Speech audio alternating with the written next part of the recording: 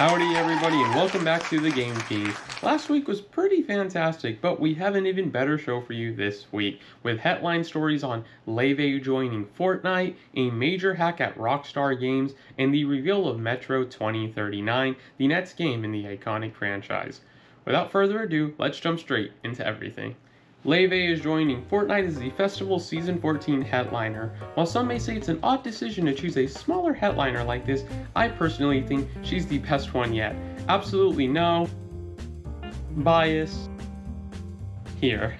Announced with an absolutely beautiful animated trailer, highly recommend you watch that. The festival pass includes the white dress Laufey outfit and Madwoman is a jam track, while you can get her Lover Girl outfit with a Mei Mei backbling and Lover Girl and Tough Luck jam tracks in the shop.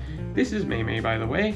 Besides the beautiful inclusion of Laufey, this was also one of the festival's biggest updates ever, bringing pro vocals and pro drums to every song in the game. You can sing along with any microphone or play drums with a Rock Band 4 or compatible MIDI drum kit. If you are searching for a drum kit, I thought it would be helpful to remind everyone that CRKD is working on a drum kit for release sometime this year. 10 out of 10 festival season, and I can't wait to get a Victory Royale as Laufey. Phasmophobia is having its first ever collaboration. An event focused on Remedy's Alan Wake will come to the game on May 12th and seems to bring Wake's iconic narrations to the game. I can't wait to get haunted, abandon my friends, and have Alan Wake narrate their deaths. In other news, Ubisoft is set to fully unveil Assassin's Creed Black Flag Resynced next week. Insider Gaming revealed that the game is set for release on July 9th and will be heavily reworked and feature new content. Insider Gaming also shared that it will play like a classic Assassin's Creed game and not be an RPG. We'll be sure to give you the full rundown next week.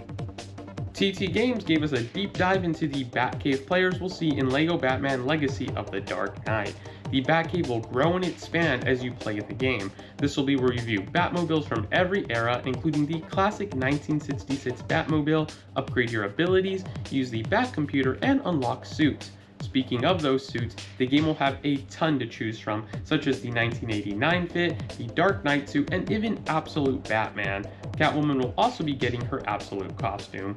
Also want to shout out what looks to be Matt Fraction's fairly new suit design, the Arkham Asylum suit, and the original LEGO Batman look. Literally 3 of my favorite Batman designs ever. Can't wait to jump in on May 22nd. A major hack occurred at Rockstar Games this week. While nothing from their upcoming game Grand Theft Auto 6 was leaked, we did get an interesting breakdown of the finances of Grand Theft Auto 5.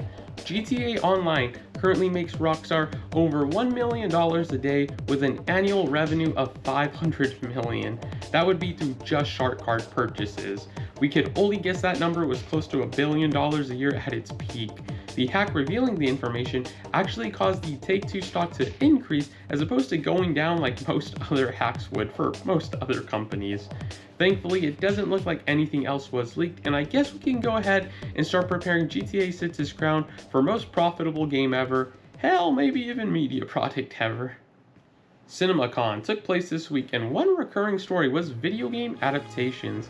Sony announced at their presentation that a Bloodborne animated movie is in the works at the studio, with Jacksepticeye developing the film, and yes, that is the YouTuber Jacksepticeye. After the announcement, he released the following statement: "I am going to do everything in my power to make this the best Bloodborne adaptation possible. Not only is it my favorite game ever made, but I know how truly passionate the fans of this game are." Sony also shared that principal photography on the Legend of Zelda movie has wrapped, with the film still set for a May 7th release. Paramount shared a new trailer for the Street Fighter movie, which is looking very campy and fun, right direction I think. Special shout out to Andrew Koji's Ryu and Kalina Liang's Chun-Li, who both look absolutely fantastic. The studio also announced that the Call of Duty movie will roll into theaters on June 30th, 2028. Finally, Warner Bros. Premiered a new trailer for Mortal Kombat 2, which looks really good, and shared that the next Minecraft movie will be called a Minecraft sequel. Hollywood sure does love its video game adaptations. Speaking of Hollywood, 007 First Light is 1 month away, and IO Interactive officially revealed the main title theme, as is tradition for every James Bond film.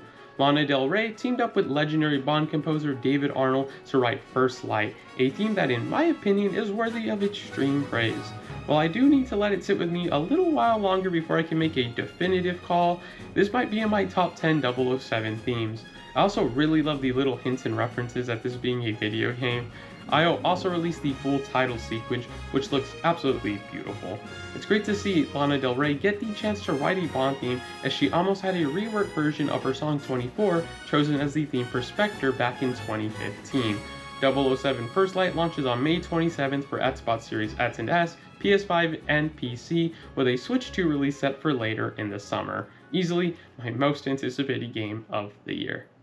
Xbox's new show First Look revealed 4A Games' Metro 2039, the fourth entry in the long-running franchise. Players will return to the Moscow Metro and keep the same story-driven single-player campaign style the series is known for. For the first time, players will take on the role of a new protagonist, the Stranger, who will face a fascist dictatorship led by this guy from the first game. Can't wait to punch his face in and hopefully take down his entire regime. The dev said this will be the darkest entry yet and be shaped by the current war in Ukraine. For those of you that don't know, 4A Games was founded in Ukraine. With an overhauled engine, strong environmental storytelling, and immersive gameplay, including the new watch mechanic, I can't wait to jump into Metro 2039 later this year, and best wishes to the whole team at 4A on making such a personal project in such a troubled time for their country. And that wraps up this week of TGP. Thank you all for joining us in a very packed week of news. Remember to hit that like button, subscribe, and click the bell icon so you don't miss when we are back with a new episode. I've been your host, Brandon Alanis, and I'll see you all soon.